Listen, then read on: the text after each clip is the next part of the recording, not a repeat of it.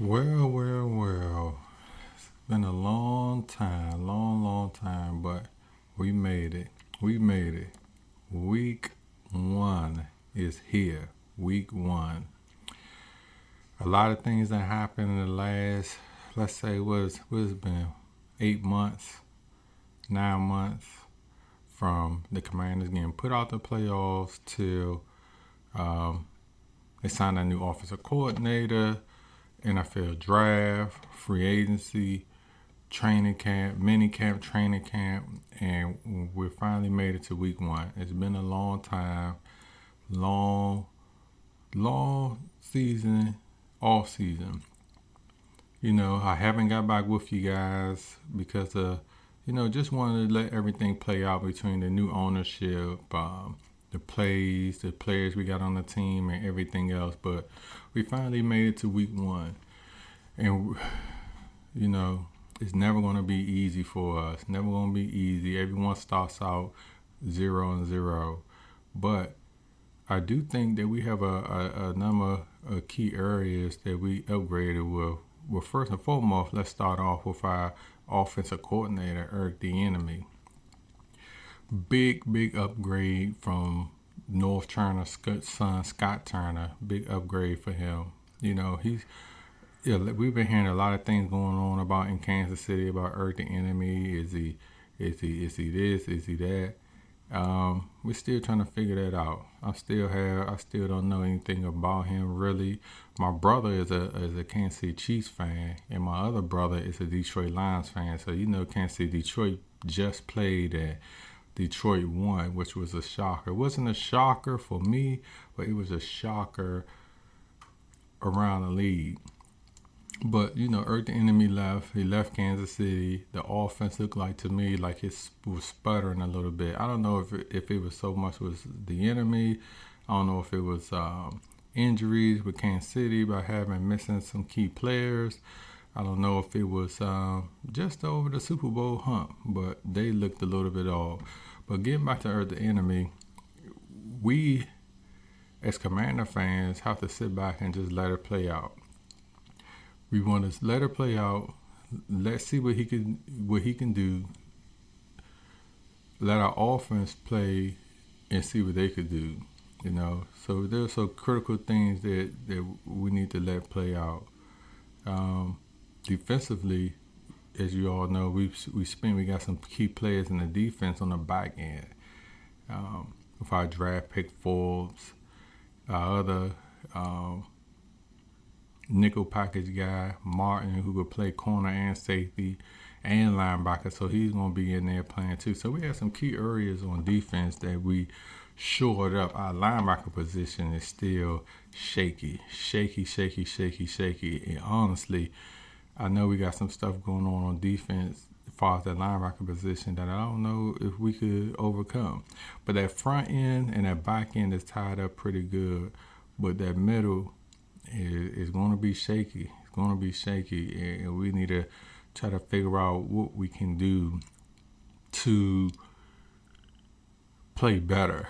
How can we get our linebackers in position to play better?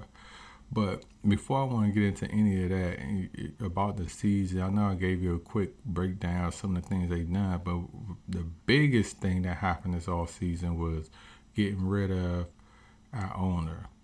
I don't even want to say his name. Everyone know his name. Everybody heard all the stories, and I don't even want to say his name. But that was the biggest thing that we could have done this off season.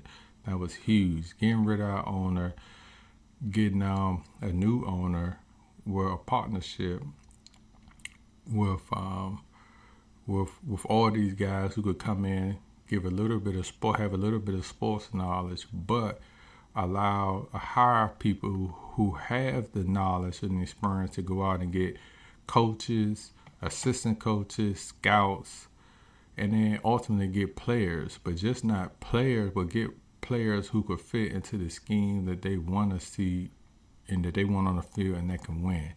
That's the big thing.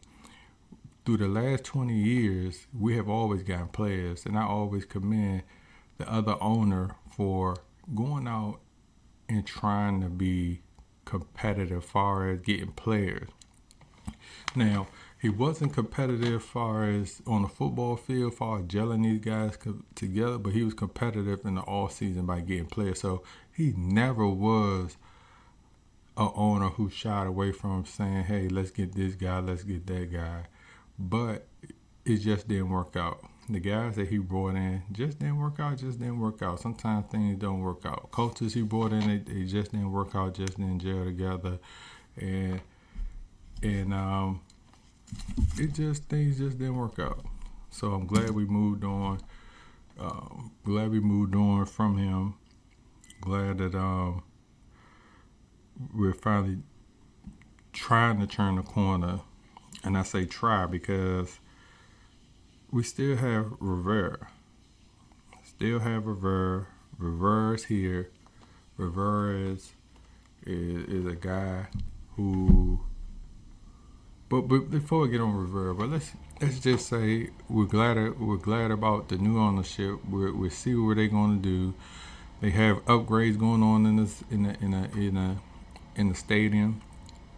They're welcoming football guys back, past players, legends who supposed to be a part of the team. They're coming back for this weekend games. They have a lot of things that's just going on, and I'm hoping that it could be successful. It's going to be a successful day one, and it's going to be a successful season and many of seasons moving forward, just by the fan experience, the traffic, and then most importantly, getting us a new stadium and getting the stadium back. Yeah, I believe the stadium belongs in D.C. I know there's a lot of hurdles, there's a lot of things in the way, but I just think that the stadium belongs in D.C. So we need to try to get the stadium back in D.C.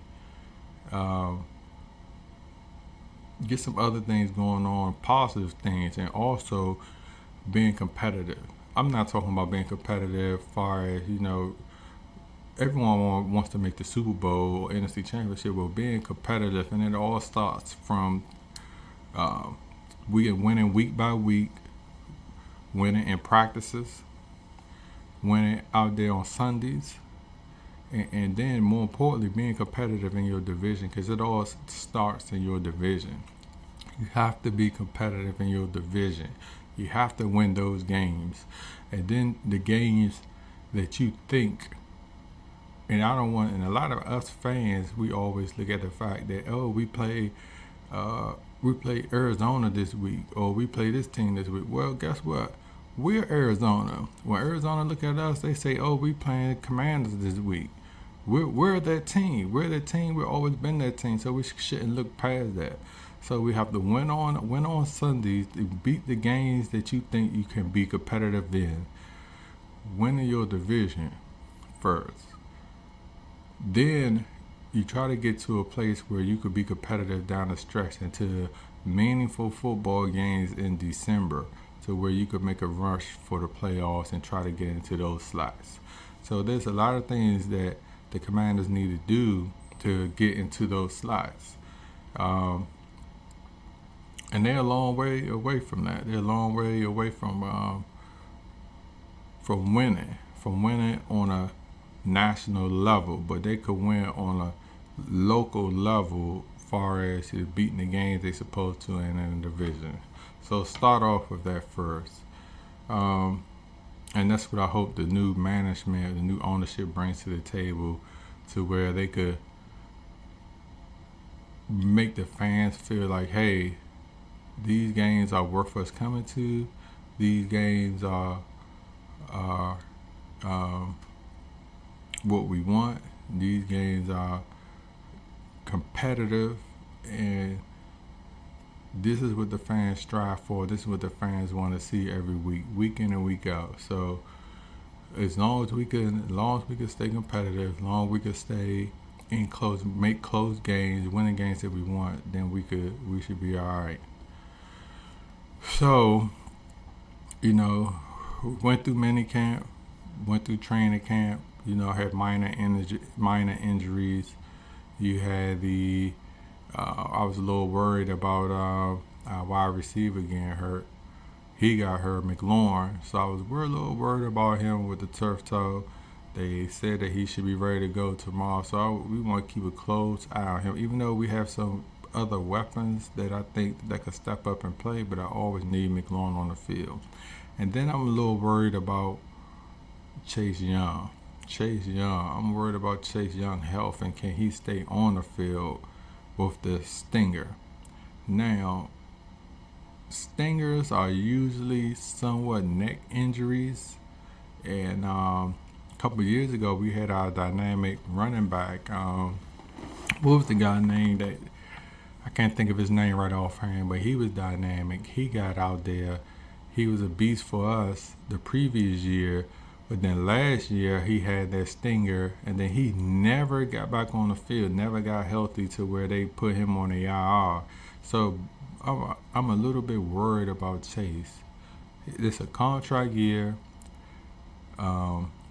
We need for him to step up. Well, we just don't need him. He need for himself. His family need him to step up and play lights out. Play lights out every play, every game, every down, lights out. So we need him to play lights out. Some other things that went on this training camp, fans. We welcome fans back to the training camp facility. From previous years, I saw all over social media how empty it was. It was empty. No fans was there. No one was there. No one cared. But this all season, since the owner's management changed, fans are everywhere. Everywhere. They celebrating us in DC. They celebrating us in Maryland, Virginia. They celebrating us all around the league, and it just hasn't stopped. It just hasn't stopped. They have parties everywhere, Redskin parties. So this is what I was used to growing up as a kid in the 80s and the 90s. Growing up, going to school, there's celebrations for skins games everywhere, winning. So I want to get back to that. We want to get back to that as a fan base. So that happened also this off season. And everything that happened this all season, let's see if it can translate to winning on the field. We always celebrate every all season with free agency, drafts, new big coaches, everything all the time. But when it translates from week 1 to week 17, week 18, we can't do that. And that's where we're at now. Let's see if we can translate on the field. On the field. That's what we needed to. That's what we need to do. So, and I say all of this to say, it's week 1. We play the Arizona Cardinals. Let's see what we can do. Can the crowd bring it? They put out all these flyers. We sold out the stadium. We did this, we did that. All of that is fine and dandy if we could actually get out there and win. And I have this on the background because I have our skins. I starting 11 and I had Arizona starting 11 on offense. And I just want to take a quick look at Arizona starting 11 and see what they're working with. Arizona is a team that not too many people around the league is giving any credit to do anything, right? And they expected these guys to fight for the number 1 draft pick, number 1. So that's a big scary situation for us, and I'm worried about that. I'm worried about that because they had all off season to prepare for us, all off season. So those games always, you don't really know what they're planning and what they're going to do. You don't really know. They just traded for their quarterback, Joshua Dobbs. And from my understanding, I think he's going to be the starter. He's going to come out, he's going to start. And I think he's familiar with this system. I think he's a mobile quarterback that could get out there and run. How effective he will be as far as him throwing the ball down the field, throwing the ball over the linebackers and into the secondary, I don't know. They had some They have some wide receivers. They okay, you know. They got tight end Zach Ertz on offense. They okay, but when you look at it, can they actually score? Can they move the ball? And with Joshua Dobbs, I don't know. I don't know what to expect.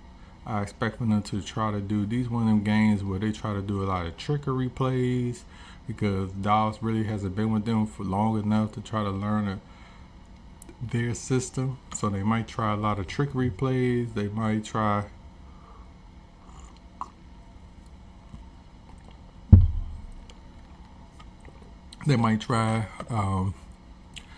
a lot of fake punts. We saw that in the Kansas City Detroit game. Early in the game, they ran a fake punt. I think it was like 4th-and-1, 4th-and-2. Detroit ran a fake punt, caught Kansas City sleeping on that. And I expect for Arizona to try some type of stuff, try some trickery type of stuff like that. Try to keep us on our toes.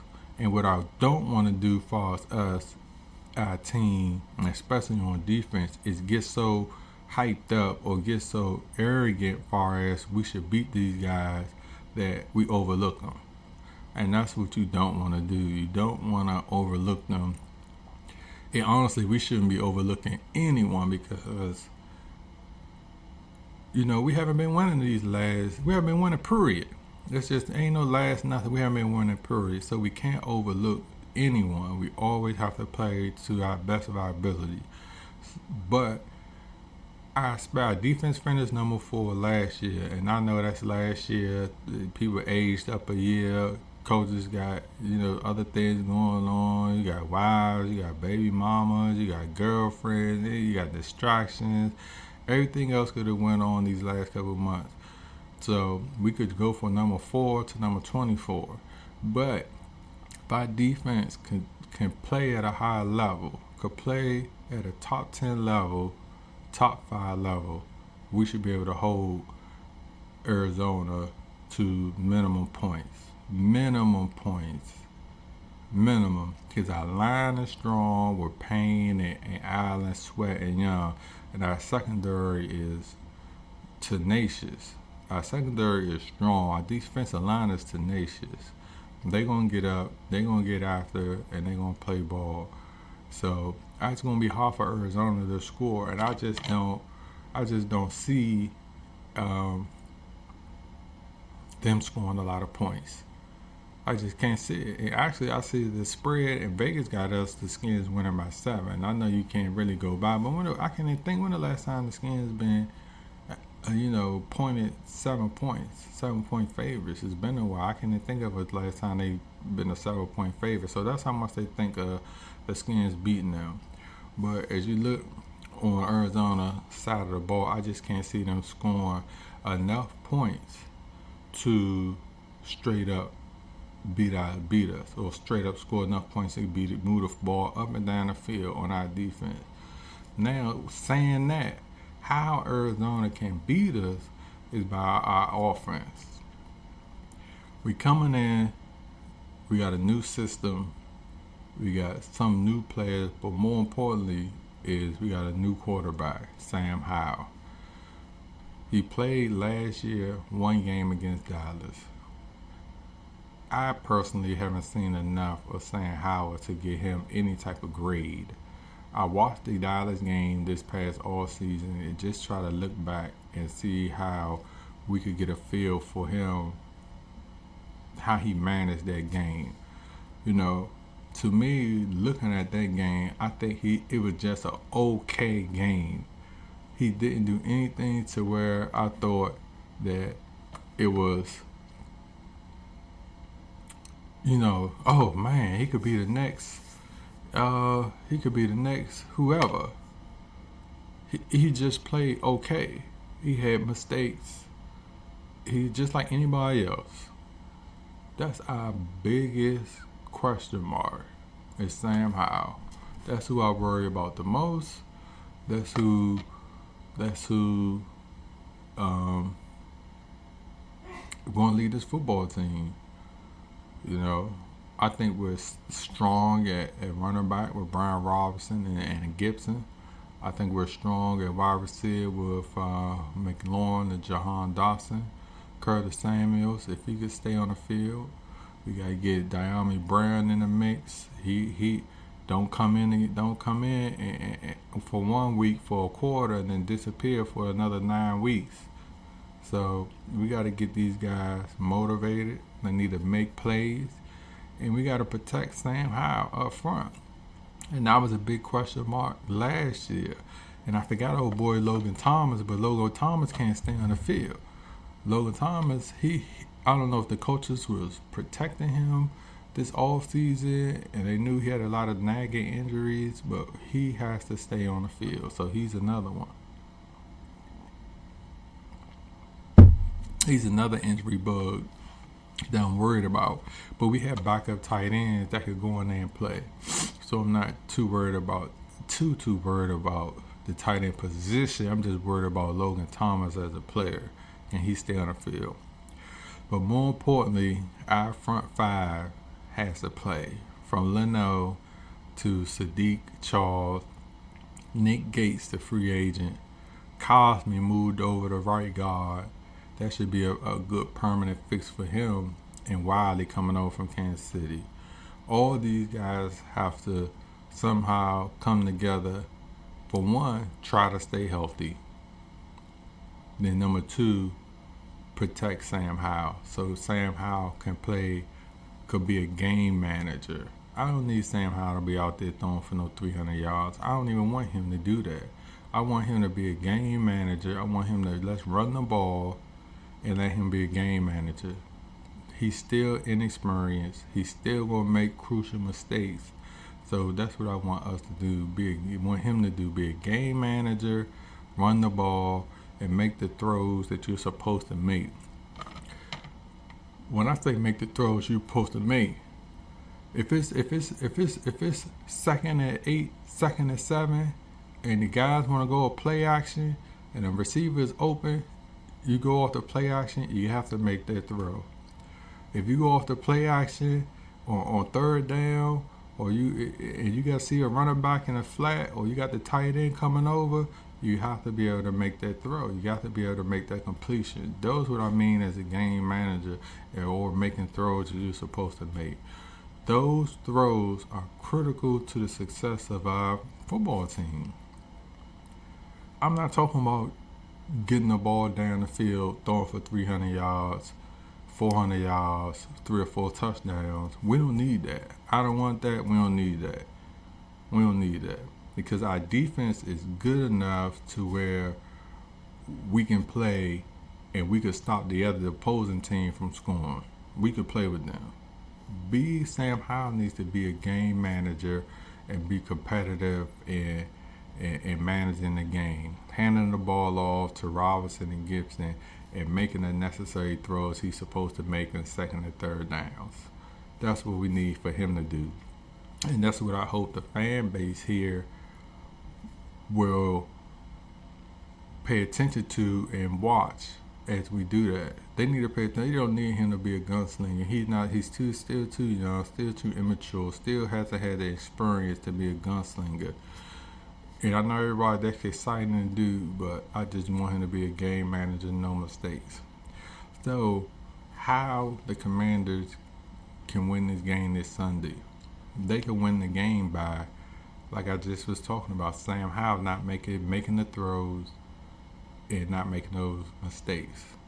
Arizona can win the game by Sam Howell making those mistakes and throwing interceptions or missing the wide guy wide open.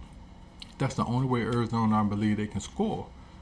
They could score by he coming out there throwing 2 or 3 interceptions, pick 6, right? So Arizona come out there, if they could force the turnovers on that wide receiver, not running back fumbling the ball, special teams not stepping up. Those are all key moves that will keep Arizona in the game and keep them competitive in the game. And that's something that we need to go in and we need to protect and we need to speak on and be like, protect the goddamn football. Score points when you're supposed to score, protect the football, and Arizona can't win. Because they can't move up the field. I can't see them moving up the field.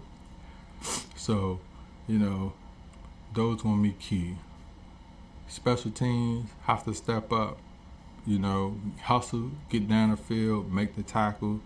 When we punt the ball, we have to get down there, stop the ball, and keep them deep in their own territory. Make them drive the length of the field every goddamn drive. Don't give them no short fields. If we could do that, we could make the game tough for them. We could win. You know, so I still have us winning by a touchdown. I still have us scoring some points. And if I had to pick anything, if I'm gonna pick my score for this game against Arizona, I could see us winning 24-10. 24-10. That's what I think we're gonna do. I think they'll be able to come up. They could score 3 touchdowns and a field goal, and they could win 24-10. I think Arizona will squeeze a touchdown in, maybe a field goal as well, and I think it should be an easy win for our defense. It should be a game control offense, and I think we can win. And that's where it comes down to. But that's my prediction for this week. I'm gonna update you guys and do a season prediction, probably in another video that I'm gonna cash out and do. But I like us in this game. I like the whole fanfare. I like us being it's a sellout game. I like all the old players coming back and celebrating. But don't overlook this game. And I think we're overlooking it far as we're celebrating the other owner leaving, but we're not paying attention to Arizona. And that's what we need to do. Play fucking football on Sundays and leave all that other bullshit on the rest of the days. But they have to play on Sundays. So, and that's where it's going to come down to. But I think we should easily win if we stay focused, stay turnover free, and we can show out. So that's my prediction for week 1. That's what I think we're going to do. And I see you guys in the video as far as my prediction for the entire season, where I think we're going, what we're going to do. We're going to go over the schedule, our prediction on what we're going to do, how we're going to fare in the division, and if we could turn this season into a successful season. All right, I'll holler at you.